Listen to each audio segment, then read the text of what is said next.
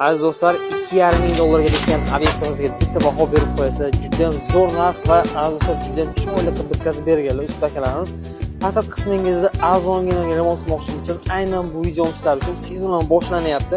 Ustakalar juda ham zo'r va arzon narxga bitkazib berishadi. Fasad qismlaringizda mana shu ishlarga 10 yilgacha garantiya berishar ekan. Kartamera fasonda bo'lgan fasad qismimiz jiddiy travinti moyishi bo'ladi. Eng so'nggi rusumdagi fasonlardan bo'lgan bitta ko'rib baho beriladi. Yaltirashlarni ko'ryapsizlarmi? Mana shu chiroyli aziz trafaritda mana shu gullargacha ham chizib berganlar. Bemalol baho bersangiz bo'ladi. Usta akalarimiz hammasini o'zlaridan qilar ekanlar. Qaranglar, mana shu polni diolto mana shu qolib ketguncha to даже lisalargacha ustalar tomonidan bo'ladi.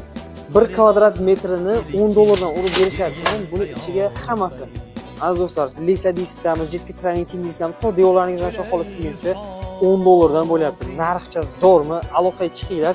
Fasad qismlaringizni arzonginaga remont qilib oldirsalaringiz bo'ladi.